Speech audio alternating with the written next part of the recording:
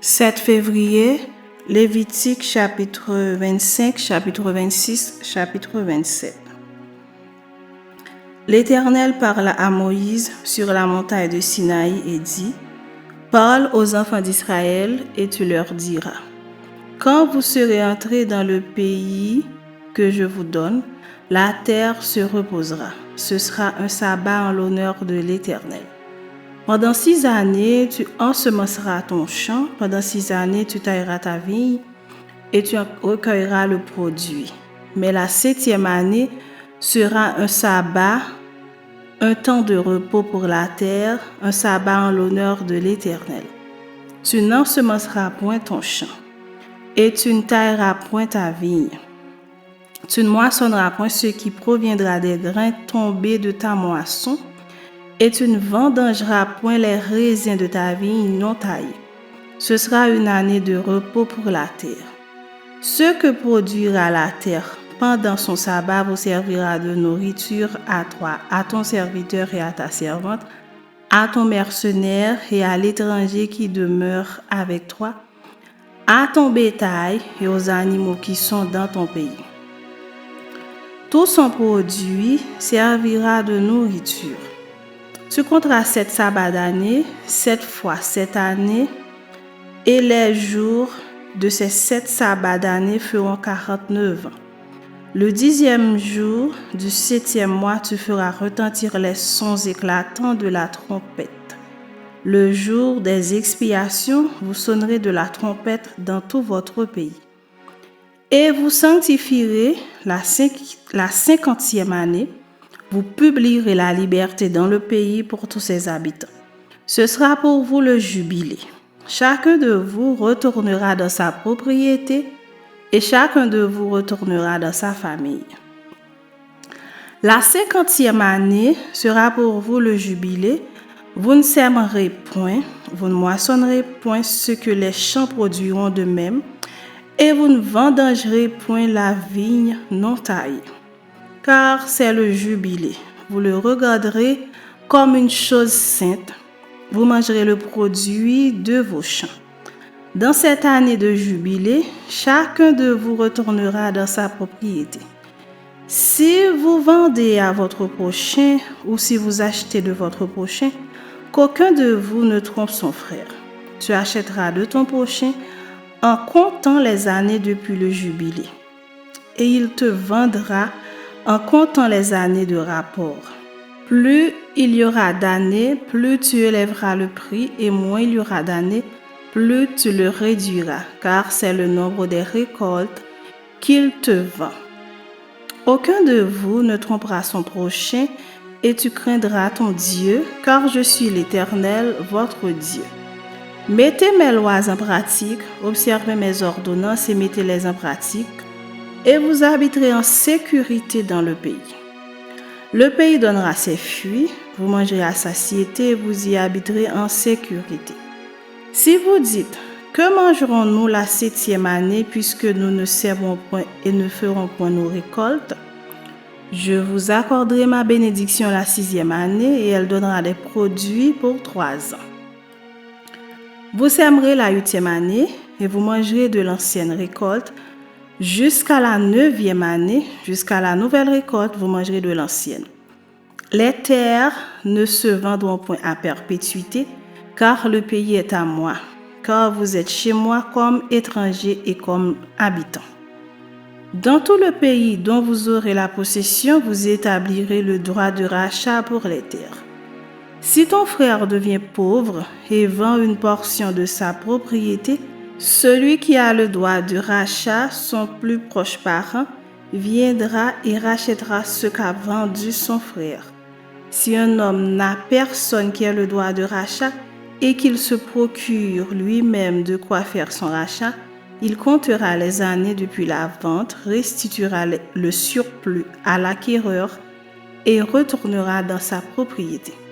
S'il ne trouve pas de quoi lui faire cette restitution, ce qu'il a vendu restera entre les mains de l'acquéreur jusqu'à l'année du jubilé. Au jubilé, il retournera dans sa propriété et l'acquéreur en sortira.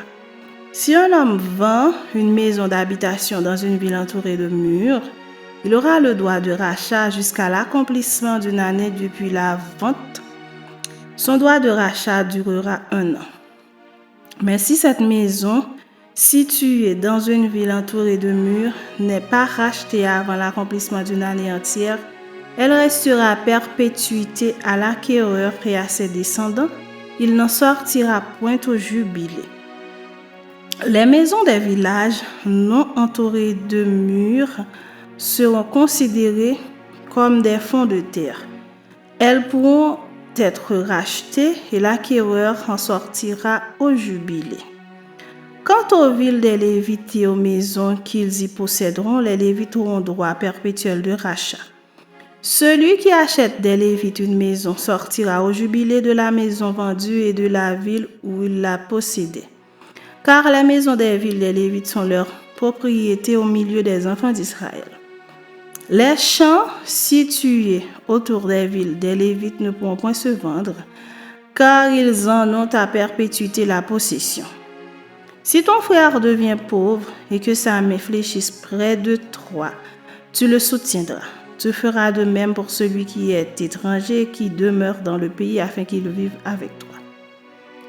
Tu ne tireras de lui ni intérêt, ni usure. Tu craindras ton Dieu et ton frère vivra avec toi. Tu ne lui prêteras point ton argent à intérêt et tu ne lui prêteras point tes vivres à usure. Je suis l'Éternel, ton Dieu, qui vous ai fait sortir du pays d'Égypte pour vous donner le pays de Canaan pour être votre Dieu. Si ton frère devient pauvre près de toi et qu'il se vende à toi, tu ne lui imposeras point le travail d'un esclave. Il sera chez toi comme un mercenaire, comme celui qui y demeure. Il sera à ton service jusqu'à l'année du jubilé. Il sortira alors de chez toi, lui et ses enfants, avec lui, et il retournera dans sa famille, dans la propriété de ses pères. Car ce sont mes serviteurs que j'ai fait sortir du pays d'Égypte. Ils ne seront point vendus comme on vend des esclaves. Tu ne domineras point sur lui avec dureté, et tu craindras ton Dieu. C'est des nations qui vous entourent que tu prendras ton esclave et ta servante qui t'appartiendront. C'est d'elles que vous achèterez l'esclave et la servante. Vous pourrez aussi en acheter des enfants, des étrangers qui demeurent chez toi et de leurs familles qu'ils engendreront dans votre pays, et ils seront votre propriété. Vous les laisserez en héritage à vos enfants après vous comme une propriété. Vous les garderez comme esclaves à perpétuité. Mais à l'égard de vos frères, les enfants d'Israël, aucun de vous ne dominera avec dureté sur son frère. Si un étranger, si celui qui demeure chez toi devient riche, et que ton frère devienne pauvre près de lui, et se vende à l'étranger qui demeure chez toi ou à quelqu'un de la famille de l'étranger, il y aura pour lui le droit de rachat après qu'il se sera vendu. Un de ses frères pourra le racheter. Son oncle ou le fils de son oncle ou l'un de ses proches parents pourra le racheter. Ou bien, s'il en a les ressources, il se rachètera lui-même. Il comptera avec celui qui l'a acheté depuis l'année où il s'est vendu jusqu'à l'année du jubilé, et le prix à payer dépendra du nombre d'années, lesquelles seront évaluées comme celles d'un mercenaire. S'il y a encore beaucoup d'années, il paiera son rachat à raison du prix de ces années et pour lequel il a été acheté. S'il reste peu d'années jusqu'à celle du jubilé, il en fera le compte et il paiera son rachat à raison de ces années. Il sera comme un mercenaire à l'année, et celui chez qui il sera ne le traitera point avec dureté sous tes yeux. S'il n'est pas racheté d'aucune de ces manières, il sortira l'année du jubilé, lui et ses enfants avec lui. Car c'est de moi que les enfants d'Israël sont esclaves. Ce sont mes esclaves que j'ai fait sortir du pays d'Égypte. Je suis l'Éternel, votre Dieu. Chapitre 26.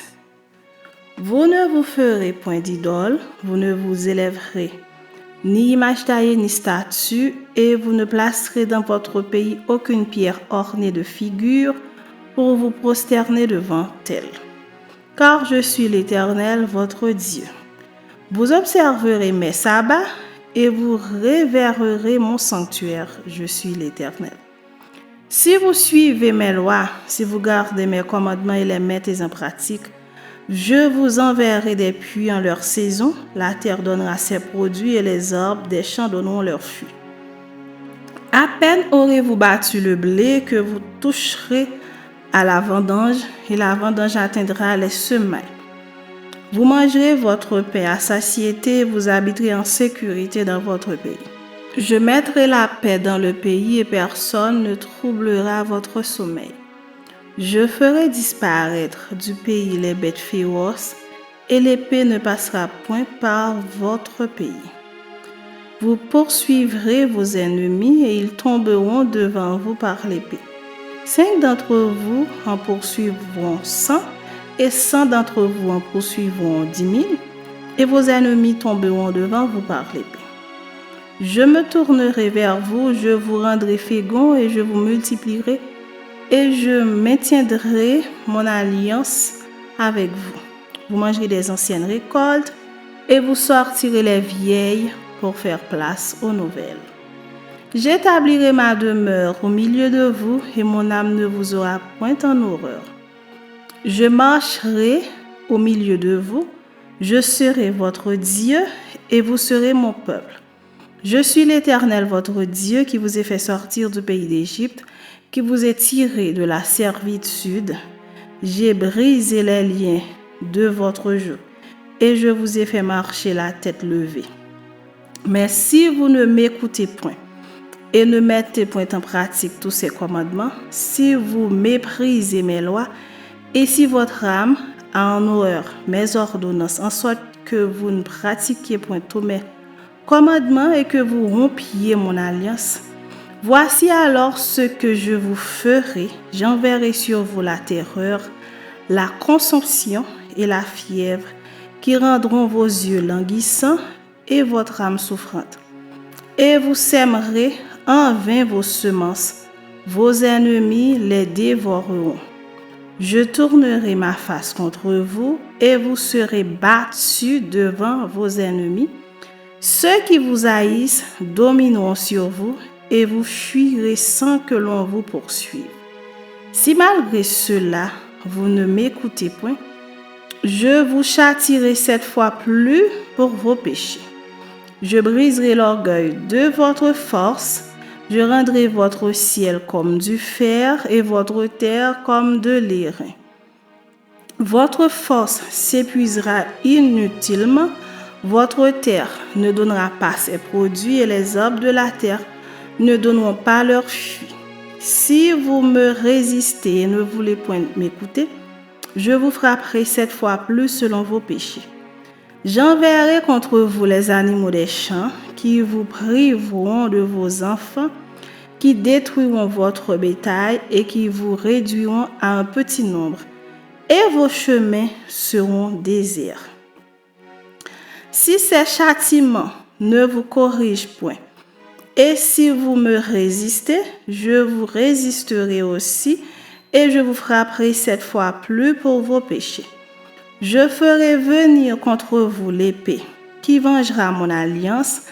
Quand vous vous rassemblerez dans vos villes, j'enverrai la peste au milieu de vous, et vous serez livrés aux mains de l'ennemi.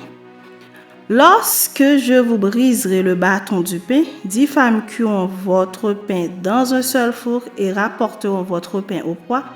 Vous mangerez et vous ne serez point rassasiés. Si malgré cela, vous ne m'écoutez point et si vous me résistez, je vous résisterai aussi avec fureur et je vous châtierai 7 fois plus pour vos péchés. Vous mangerez la chair de vos fils et vous mangerez la chair de vos filles. Je détruirai vos relieux, j'abattrai vos statues consacrées au soleil, je mettrai vos cadavres sur les cadavres de vos idoles et mon âme vous aura en horreur. Je réduirai vos villes en désert, Je ravagerai vos sanctuaires et je ne respirerai plus l'odeur agréable de vos parfums. Je dévasterai le pays et vos ennemis qui l'habiteront en seront stupéfaits. Je vous disperserai parmi les nations et je tirerai l'épée après vous. Votre pays sera dévasté et vos villes seront désertes. Alors le pays jouira de ses sabbats tout le temps qu'il sera dévasté et que vous serez dans le pays de vos ennemis. Alors le pays se reposera et jouira de ses sabbats. Tout le temps qu'il sera dévasté, il aura le repos qu'il n'avait pas eu dans vos sabbats, tandis que vous l'habitiez. Je rendrai pusillanime le cœur de ceux d'entre vous qui survivront dans les pays de leurs ennemis. Le bruit d'une feuille agitée les poursuivra. Ils fuiront comme on fuit devant l'épée, ils tomberont sans qu'on les poursuive. Ils se renverseront les uns sur les autres, comme devant l'épée sans qu'on les poursuive. Vous ne subsisterez point en présence de vos ennemis. Vous périrez parmi les nations et le pays de vos ennemis vous dévorera. Ceux d'entre vous qui survivront seront frappés de langueur pour leurs iniquités dans les pays de leurs ennemis. Ils seront aussi frappés de langueur pour les iniquités de leurs pères. Ils confesseront leurs iniquités et les iniquités de leurs pères, les transgressions qu'ils ont commises envers moi et la résistance qu'ils m'ont opposée. Péchés à cause desquels moi aussi je leur résisterai et les mènerai dans le pays de leurs ennemis. Et alors leur cœur incirconcis s'humiliera et ils paieront la dette de leurs iniquités. Je me souviendrai de mon alliance avec Jacob, je me souviendrai de mon alliance avec Isaac et de mon alliance avec Abraham, et je me souviendrai du pays. Le pays sera abandonné par eux et il jouira de ses sabbats, pendant qu'il restera dévasté loin d'eux, et ils paieront la dette de leurs iniquités, parce qu'ils ont méprisé mes ordonnances et que leur âme a eu mes lois en horreur. Mais lorsqu'ils seront dans le pays de leurs ennemis, je ne les rejetterai pourtant point, et je ne les aurai point en horreur jusqu'à les exterminer, jusqu'à rompre mon alliance avec eux, car je suis l'Éternel, leur Dieu. Je me souviendrai en leur faveur de l'ancienne alliance, par laquelle je les ai fait sortir du pays d'Égypte aux yeux des nations pour être leur Dieu. Je suis l'Éternel. Tels sont les statuts, les ordonnances et les lois que l'Éternel établit entre lui et les enfants d'Israël sur la montagne de Sinaï par Moïse. Chapitre 27. L'Éternel parla à Moïse et dit, « Parle aux enfants d'Israël et tu leur diras. Lorsqu'on fera des vœux, s'il s'agit de personnes, elles seront à l'Éternel d'après ton estimation. Si tu as à faire l'estimation d'un mâle de 20 à 60 ans, ton estimation sera de 50 cycles d'argent selon le cycle du sanctuaire. Si c'est une femme, ton estimation sera de 30 cycles. De 5 à 20 ans, ton estimation sera de 20 cycles pour un mâle et de 10 cycles pour une fille. D'un mois à 5 ans, ton estimation sera de 5 cycles d'argent pour un mâle et de 3 cycles d'argent pour une fille.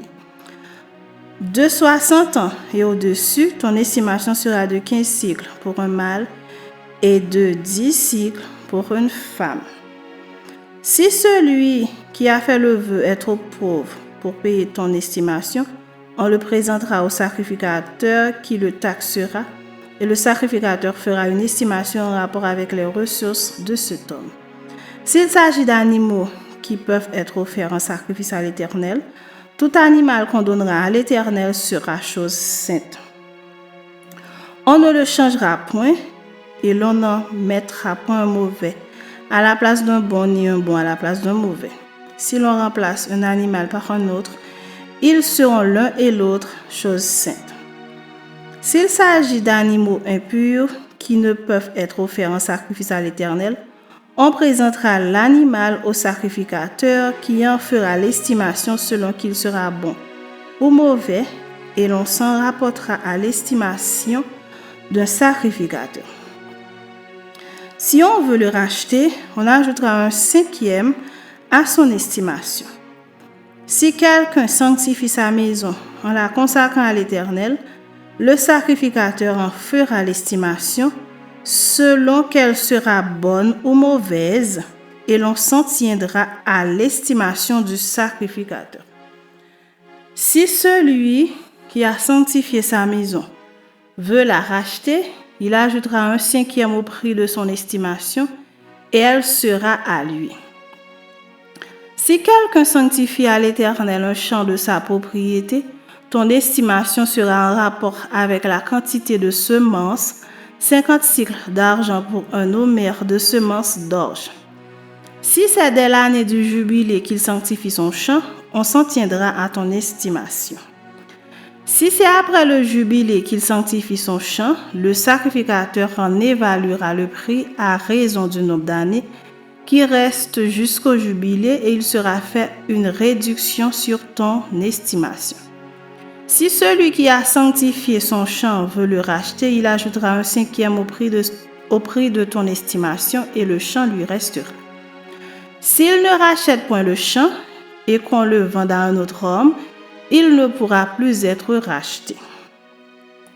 Et quand l'acquéreur en sortira au jubilé, ce champ sera consacré à l'Éternel comme un champ qui a été dévoué. Il deviendra la propriété d'un sacrificateur. Si quelqu'un sanctifie à l'Éternel un champ qu'il a acquis et qui ne fait point partie de sa propriété, le sacrificateur en évaluera le prix d'après ton estimation jusqu'à l'année du jubilé, et cet homme paiera le jour même le prix fixé comme étant consacré à l'Éternel. L'année du jubilé, le champ retournera à celui de qui il avait été acheté et de la propriété dont il faisait partie. Toutes tes estimations se feront en cycle du sanctuaire. Le cycle est de 20 guéras. Nul ne pourra sanctifier le premier-né de son bétail, lequel appartient déjà à l'Éternel en sa qualité de premier-né, soit bœuf, soit agneau, il appartient à l'Éternel. S'il s'agit d'un animal impur, on le rachètera au prix de ton estimation en y ajoutant un cinquième. S'il n'est pas racheté, il sera vendu d'après ton estimation. Tout ce qu'un homme dévouera par interdit à l'Éternel dans ce qui lui appartient ne pourra ni se vendre, ni se racheter, que ce soit une personne, un animal ou un champ de sa propriété. Tout ce qui sera dévoué par interdit sera entièrement consacré à l'Éternel. Aucune personne dévouée par interdit ne pourra être rachetée, elle sera mise à mort. Toute dîme de la terre, soit des récoltes de la terre, soit du fruit des arbres, appartient à l'Éternel, c'est une chose consacrée à l'Éternel. Si quelqu'un veut racheter quelque chose de sa dîme, il y ajoutera un cinquième. Toute dîme de gros et de menu bétail, de tout ce qui passe sous la roulette, sera un dîme consacré à l'Éternel. On n'examinera point si l'animal est bon ou mauvais, et l'on ne fera point d'échange. Si l'on remplace un animal par un autre, ils seront l'un et l'autre choses saintes et ne pourront être rachetés. Tels sont les commandements que l'Éternel donne à Moïse pour les enfants d'Israël sur la montagne de Sinaï.